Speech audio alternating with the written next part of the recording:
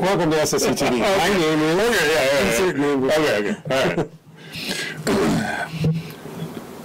Welcome to SSU TV. I'm Matt Page, and I'm here with Abraham Luis, who's our editor-in-chief, and we're here to talk about the Seahawks. And we're doing a bit of a way too early, crazy projections as far as how they're going to do. Because it's the off-season. What else? What else are we going to do, man? And contract talk is just kind of boring, and gets a little old because we really don't know what's going on in those offices. Makes me angry. Yeah. And let's talk about things that don't make me angry. So, looking back last week, we covered the Rams and the Packers. Yep. And looks like we picked the Rams to win. 2-1 vote. We had the Rams to win, and the Packers. All three of us, you, Ian, and myself, we all voted for the Seahawks to win that game. Yeah, our colleague Ian couldn't be here for this particular episode, but he definitely contributed. And we're going to move on this week to the Chicago Bears at home on week 3. That's going to be a Sunday afternoon game. Yeah, that'll be our first home game. That should be a pretty exciting event. The whole coming off of the Super Bowl loss, everybody's got these feelings. They're going to be loud during that game. Yeah. Well, we're going to bring the noise. We're going to bring the noise. And then after that, the following week, we actually have a Monday night game, the Detroit Lions. That's one of five primetime games. The Seahawks have never had 5 primetime games. That's pretty awesome. In one season. Yeah, absolutely. And actually, Pete Carroll's really good at primetime games. He's 13-1. 13-1. Oh, man. I mean, this guy knows how to coach his team up. So, actually, the past doesn't really mean all that much because you got to win the games the next year. Yeah, but true. A couple stats out there for you. Okay. The Seahawks have 9 straight victories on Monday night. Nice. As well, we have a 7-24 winning record on Monday nights, which is the best in the NFL throughout the entire history of Monday Night Football. Clearly, they should be having us every Monday night. I think so. The undefeated. So we'll start with the Bears. The Bears. And we're going to go with we'll start off with the offense. You researched the offense a little bit, yeah. So want to break down some of their key players. Of course, they've got Jay Cutler at quarterback. Sorry, I'm laughing. Yeah, he's kind of a Mr. Inconsistent. This is actually his make or break year. The current management had nothing to do with him being on the roster. He's just too big of a salary cap hit, so they can't cut him. And no one wanted to trade for him, unfortunately. You know what his nickname is? Fantasy football poison. Oh, I had him 2 years ago. All right. So okay. I'm familiar with him. Also, from the backfield, I've got Matt Forte, who's been very reliable. Also, making a lot of the screen pass catches and being helpful as a safety valve for Cutler. 102 catches last year. That's a guy who's fantasy. Yeah, I love him in fantasy sports. That's also the sign of not a very good wide receiver core. Potentially. Yeah. Or not very good at blocking on the offensive line. The Bears are doing something about their receiving core, though. They have addressed their receiving core. They drafted Kevin White from West Virginia, who's an incredibly dynamic wide receiver and should have an immediate impact. Is he a little bit of a nut job, though? Are we all? Yeah. But with the new head coach, John Fox, he's shown that he tends to prefer the running games, running pass and running attack as far as an offense, but he generally just kind of works with what he has. I remember he got not fired, but they agreed to let him go from Denver because he wasn't emphasizing the pass game, right? Yeah, well, Peyton Manning is there, and if you're paying Peyton Manning how many millions and millions and millions of dollars, you might as well use him. So anyway, to address the rushing attack that has been kind of only forte the last couple of years, they drafted Jeremy Langford from out of Michigan State in the 2nd round this year, and he is quite the load. And beyond him, they already have Kadeem Carey in the backfield, and they added Jaquiz Rogers. Jaquiz. We call him the Quiz from Oregon State, and he played for the Falcons for a very long time. So that is quite the backfield that he's built there for himself. I mean, look at the Seahawks, and after Turbin, who do we have? Not much, but I don't know if you need. They're collecting running backs like Pokemon cards. I don't understand why they're doing it, but whatever. You run one down, just next one up. But you have Forte. You don't need all Anyway. So anyway, not my team. So they've revamped. Well, they revamped their passing attack with the addition of Kevin White. They have the huge backfield. I can't get over that having that many running backs quality back there. Potentially, they might do a little more balance of attack. Yeah, that's good because they're pass heavy. They were. If they can get some ground game going, they can keep the clock running. That'd be good for them. As far as their strengths and weaknesses on offense go, obviously the biggest strength is Jay Cutler, and the biggest weakness is also Jay Cutler. Fantasy poison. He has a propensity to lose control of the games. What happens is the game will kind of slowly spiral out of control. And it's like he'll press too hard and try to overcompensate for it and just push it further out of control. Yeah. Whereas great players like Tom Brady will walk out there and he'll just say, "Okay, screw it, I don't care. We're down 20. Let's settle down. Let's go out there and let's score." And the team calms down around him and they focus. He kind of does the opposite. He'll kind of slowly allow the game to kind of get further and further out of control. So he's both the biggest strength in that he runs that offense, and he can do it pretty well sometimes, but he also can be their biggest liability at the same time. The other concern that I had was with that young receiver core, with behind Kevin White, and they already have Alshon Jeffrey, who's pretty solid as an NFL receiver. You never know. You never know what's going on there. And with the new coach and the new offensive coordinator, there's a whole new system there. Yeah. Well, we'll see. Moving on to the defense. Yeah, that offense didn't sound like I'm actually not that terrified of it. No. But I'm not really terrified of their defense either. No. I researched their defense a little bit. For us Husky fans out there, not you, but the rest of us are Husky fans. You'll recognize the names Mason Foster and John Tinu at linebacker. They're new acquisitions. Their best linebacker is actually a guy named Christian Jones, who moved from the outside to the inside, and they saw a horrible defense get marginally better just by positioning him in a place where he can make plays. They acquired a pretty good cornerback, Tracy Porter, and they thought that they were going to get defensive line help in an ex-49er, Ray McDonald. Well, Ray McDonald got arrested. Oops. So they won't have Ray McDonald. John Fox, their head coach, is a defensive guy, and he's going to actually switch this team over to the 3-4 defense from the 4-3 defense that they have. So what we're going to see is this defensive coordinator, Vic Fangio, a guy that's very highly regarded, pull that team together, and I think this is their strength. He's going to put people in places where they can succeed. The Denver Broncos, their defense actually was highly underrated when John Fox was their head coach. The offense got all this. It was solid. It was solid, and they have a lot of linebackers. They have just this plethora of linebackers. So a 3-4 defense is going to help them with that. They don't have many defensive linemen. Again, 3-4 defense will help that. Yeah. Question is, how long is it going to take for them to implement this?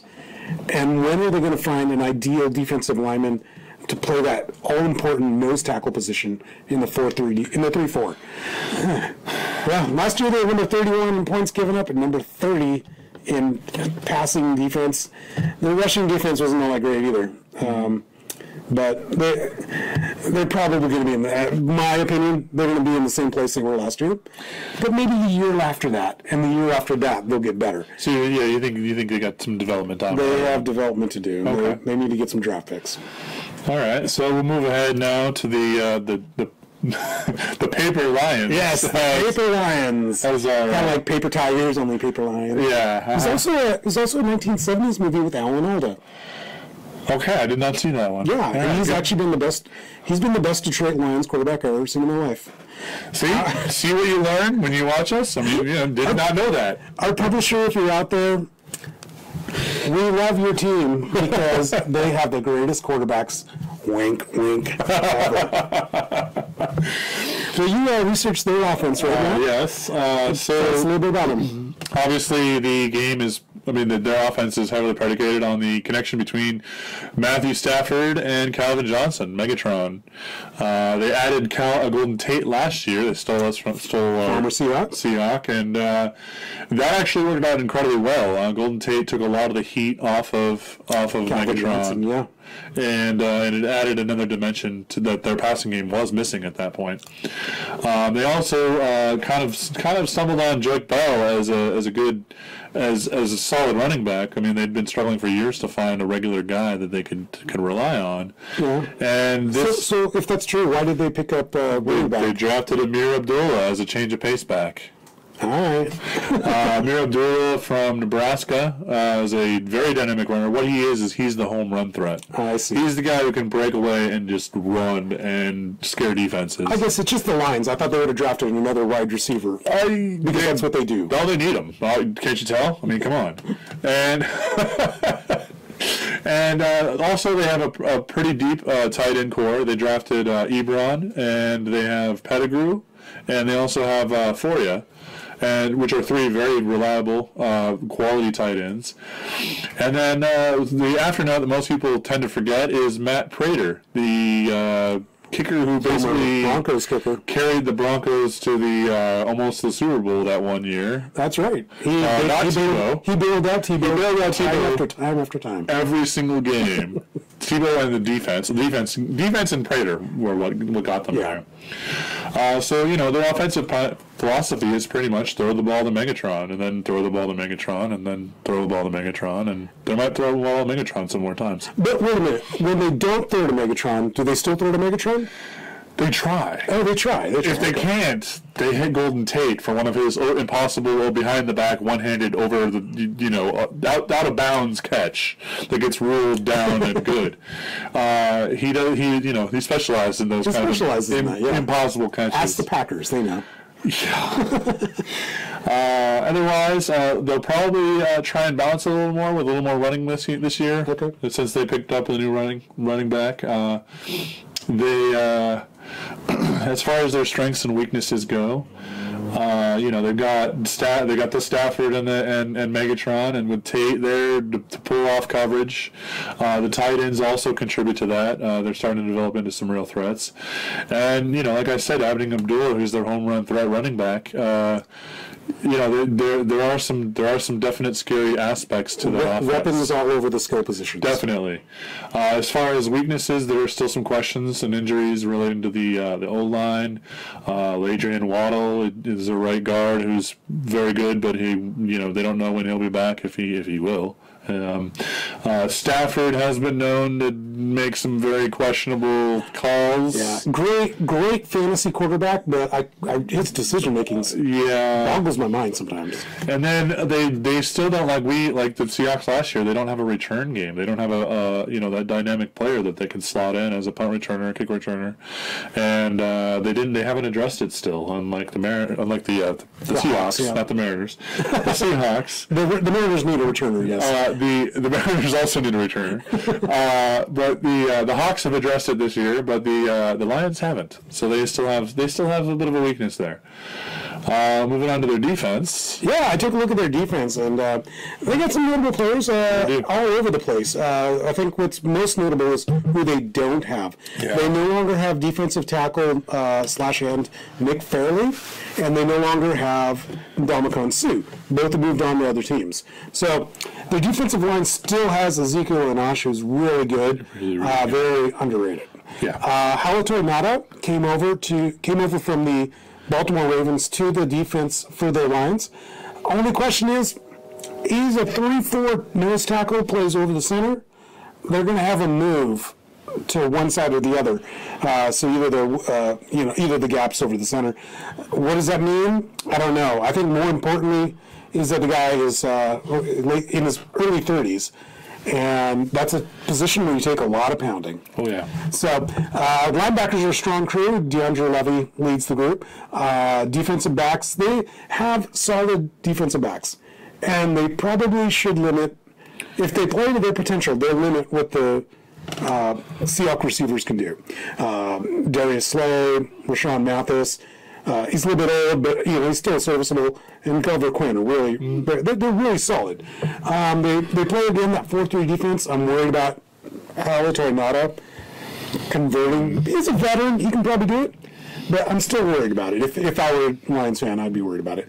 But, hey, their defense last year, granted they had Ndamukong Suh and Nick Fairley, their defense tied the NFL record by holding opponents to less than 100 yards 14 times. So out of 16 games, 14 times they limited the opponents to 100 yards or fewer. So their strengths again is that rushing defense. They're number 3 overall. Seahawks number 1. They lost some egos. Ndamukong Suh is a big ego. Yeah. Nick Fairley, big ego. So it's maybe subtraction through addition. I wouldn't call any of their players right now an A+ if I were grading it as as like a report card. But their defense is littered with B+, A- type guys. So, they're strong at every level. Now, they may not be able to keep Russell Wilson from hitting the targets down the field, but, especially Jimmy Graham. But their linebackers are up with them. Yeah, maybe we'll contain him. Yeah. The big problem is Jimmy Graham. Not a problem for us, a problem for them. For them, yeah. They don't have anybody that can cover Jimmy Graham. Most teams don't.